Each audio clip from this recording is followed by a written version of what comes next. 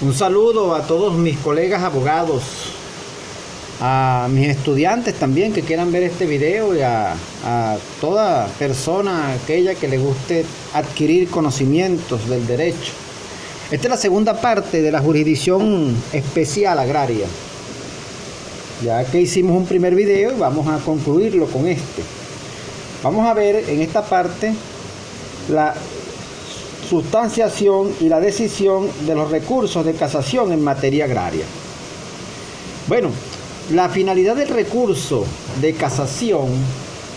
es defender la integridad de la legislación y la uniformidad de la jurisprudencia.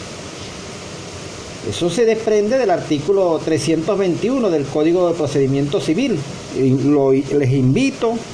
a que lo lean para que allí puedan apreciar lo que dice sobre la finalidad del recurso. Y bueno, y que también que con gran propiedad explica el doctor Arminio Borjas cuando justifica la institución de la casación. Dice: los tribunales de alzada, dice el doctor, constituidos especialmente para conocer del recurso ordinario de apelación, aprecian conjuntamente las cuestiones de hecho y de derecho que integran el problema de la litis. Esto no podría ser decidida si se separan los puntos de hecho y los de derecho. Pero en la interpretación de las leyes y en su aplicación a los hechos que los juzgadores hayan considerado probados, no siempre proceden estos con un mismo criterio de acierto. No obstante, que a la vez que el interés particular de las partes, el interés social exige que la ley, una para todos, sea siempre entendida y aplicada de una misma manera. Ello ha hecho sentir en todo tiempo la necesidad de que una autoridad suprema colocada en el ápice de la jerarquía judicial vele por la exacta observancia de las disposiciones legislativas, obviamente manteniendo la unidad de la legislación y estableciendo consecuencialmente la unidad de la jurisprudencia. Esto es, la uniformidad en la aplicación de las leyes. Hablemos de la admisibilidad del recurso de casación agrario. De conformidad con el artículo 244 de la Ley de Tierras y Desarrollo Agrario, que los invito a leer, el recurso de casación agrario procede contra los fallos definitivos de segunda instancia que presenten disconformidad con los de primera, siempre y cuando la cuantía de la demanda sea igual o superior a lo establecido en la ley. De esta referida disposición se infiere que la sentencia de segunda instancia causará ejecutoria cuando sea conforme con la de primera, mientras que si existe disconformidad entre uno y otro fallo, lo que ocurre cuando el fallo de la alzada modifica o revoca el fallo apelado, es admisible entonces el recurso de casación agrario, siempre que la cuantía del asunto lo justifique. La disconformidad debe existir en la parte dispositiva de la sentencia, pues de hecho ocurre que la sentencia de la primera instancia es confirmada en la alzada, pero con diferente motivación, en cuyo caso el recurso de casación es inadmisible. Si la sentencia apelada contiene varios puntos, basta que exista disconformidad en lo que atañe al dispositivo de uno solo de ellos para que proceda la admisibilidad del recurso de casación. Ahora bien, si se trata de la condenatoria por el daño moral y la estimación del tribunal de alzada difiere del monto acordado por este concepto en la primera instancia, se considera en todo caso confirmado en todas y cada una de sus partes el fallo apelado y el recurso de casación es inadmisible, quedando definitivamente firme y ejecutada la sentencia de la alzada. Es oportuno acotar también que la confirmación de la sentencia apelada implica siempre un pronunciamiento en materia de costas. Por lo tanto, si existe disconformidad entre ambos fallos en lo que atañe a la imposición de las costas, procede en todo caso el recurso de casación. De igual manera, dispone el artículo mencionado, el 244 de la Ley de Tierras y Desarrollo Agrario, que podrá interponerse recurso de casación contra las sentencias interlocutorias con fuerza de definitiva que tengan como efecto la extinción del proceso, siempre y cuando contra la misma se hubiere agotado la vía de recurribilidad ordinaria. Fíjense que la doctrina enseña que caen en esta categoría las sentencias que, sin resolver el fondo de la controversia, ponen igualmente fin al juicio. Por eso se les denomina interlocutorias con fuerza de definitivas. Entra en esta categoría las cuestiones previas contempladas en los ordinales 9, 10 y 11 del artículo 346 del Código de Procedimiento Civil. Esto es, las que declaran la cosa juzgada, la caducidad de la acción o por la imposibilidad de admitir la acción propuesta, ya que conforme a lo previsto en el artículo 336 del mencionado código,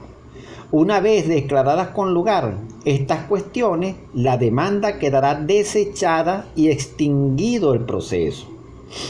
Bueno, de igual manera, provoca la extinción del proceso la sentencia que declara con lugar la falta de jurisdicción o la litispendencia de conformidad con el artículo 353 del Código Procesal Civil. No entran, ojo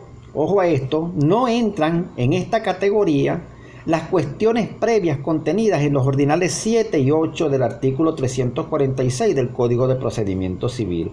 por cuanto la declaratoria con lugar de la existencia de una condición o plazo pendiente o de existencia de una cuestión prejudicial, el proceso continúa su curso hasta el estado de sentencia, a diferencia del tratamiento que se daba en el antiguo código derogado, que declaradas con lugar impedían la continuación del juicio. Pero actualmente eso ya no es así. Okay, bueno, caen también en la categoría de las interlocutorias con fuerza de definitiva las que declaran con lugar la aprehensión de la instancia por cualquiera de los motivos especificados en el artículo 263 del Código de Procedimiento Civil, por cuanto el efecto de la aprehensión es la extinción del proceso, conforme lo establece el artículo 266 del Código de Procedimiento Civil. De igual manera, es admisible el recurso de casación de inmediato por vía excepcional, el que se intente contra las sentencias de reposición cuando se trate de las sentencias definitivas formales o interlocutorias formales, siempre que cumplan con los siguientes requisitos. Primero, que se produzca en la oportunidad en que deba dictarse la sentencia definitiva y de última instancia, es decir, ya sustanciado el proceso en su conjunto. Y segundo,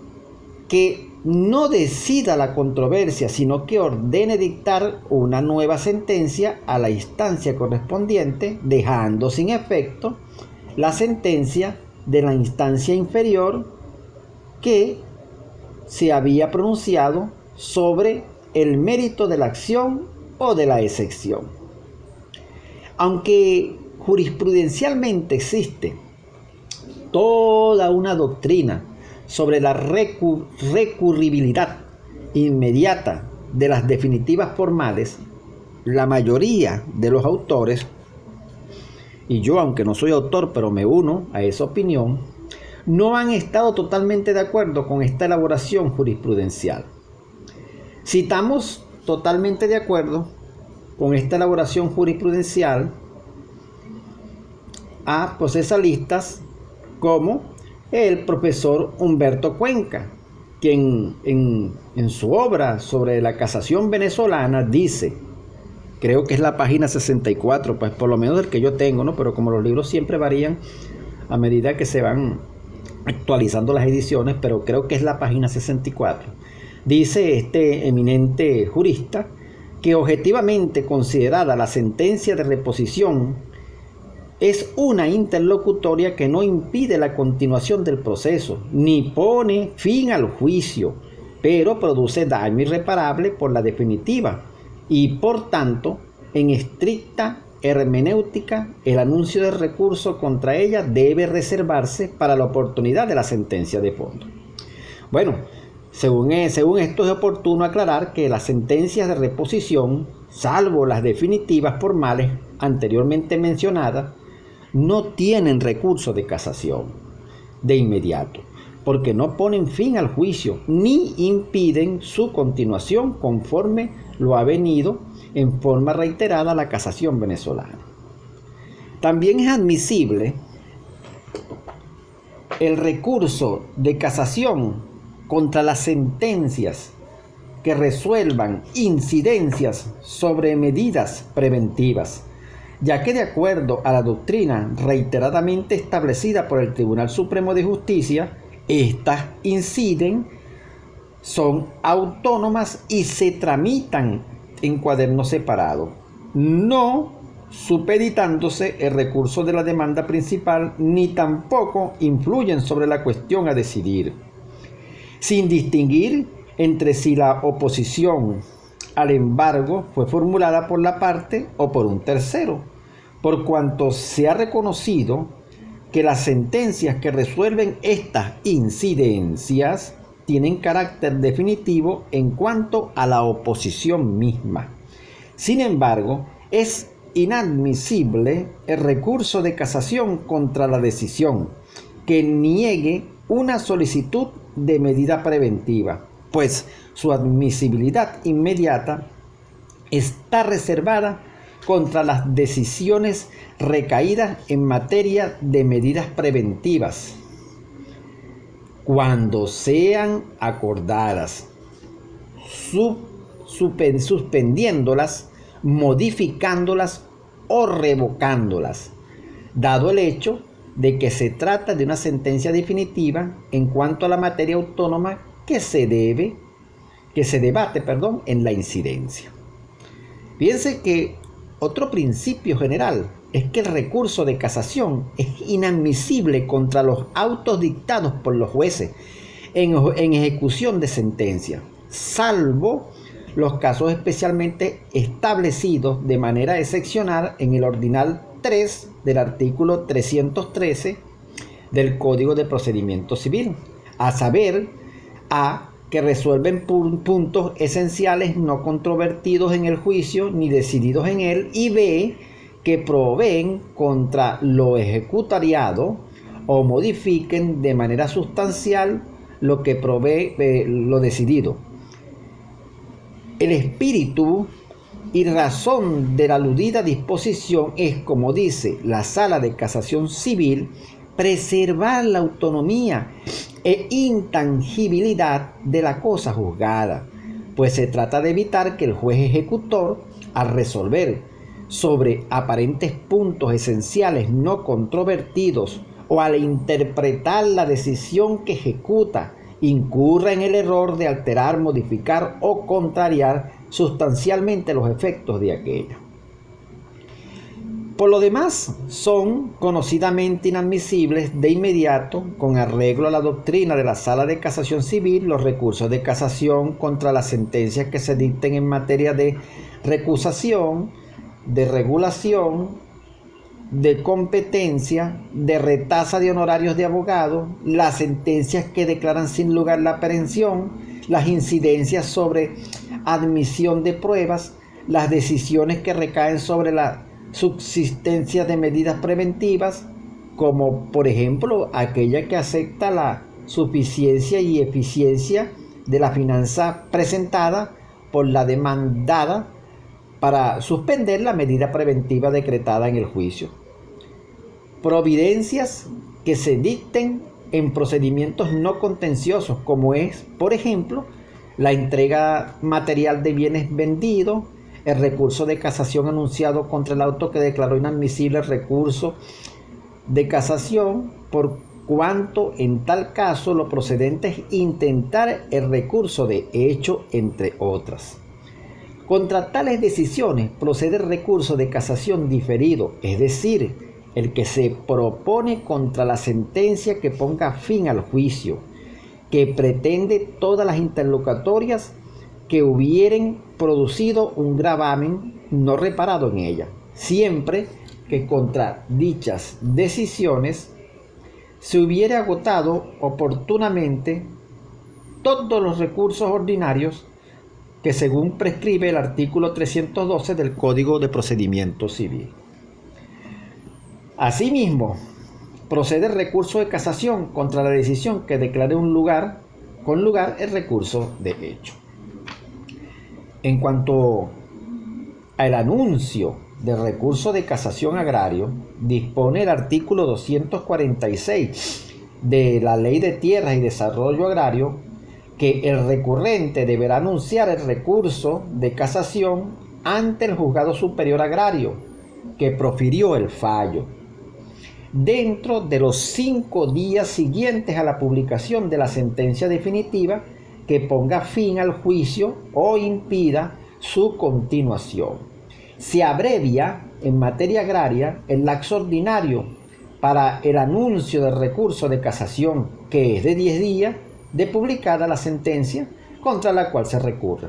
con arreglo a lo establecido en el artículo 314 del Código de Procedimiento Civil. Fíjense que a los efectos del anuncio del recurso de casación, en caso de no ser publicada la sentencia en el lapso establecido, dispone el artículo 247 de la Ley de Tierra y Desarrollo Agrario que las partes deberán ser notificadas de dicha publicación, sin lo cual no comenzará a computarse el lapso para el anuncio. Bueno, aquí se repite en este presupuesto de la ley especial el principio contenido en el artículo 247 del Código de Procedimiento Civil,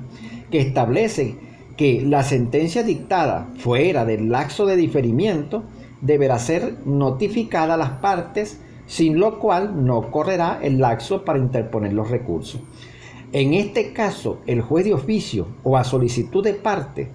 acordará la notificación de las partes para la reanudación del juicio, fijando un lapso que no bajará de 10 días de conformidad con el artículo 14 del Código de Procedimiento Civil, en concordancia con el artículo 229 iusdem. Es oportuno aclarar que el legislador se refiere en este caso a la sentencia definitiva dictada en el juicio, puesto que las sentencias interlocutorias dictadas, estando la causa paralizada por inactividad del juez, requieren igualmente de que las partes sean notificadas para la continuación del juicio, a cuyo efecto el juez debe proceder únicamente a solicitud de parte, por aplicación del principio nemo iudes sine actore, toda vez que la ley no le ordene proceder de oficio a dicha notificación, como si lo hace en forma expresa cuando la sentencia definitiva es dictada fuera del lapso de diferimiento. Fíjense que el Tribunal de Alzada deberá pronunciarse sobre el recurso de casación anunciado, admitiéndolo o negándolo, al día siguiente del vencimiento del lapso para el anuncio, a objeto de dar cumplimiento a lo establecido en el artículo 248 de la Ley de Tierras y Desarrollo Agrario, dejando constancia en el auto de admisión de la fecha en que se precluyó el lapso hábil para el anuncio a los efectos del cómputo para el lapso de la formalización.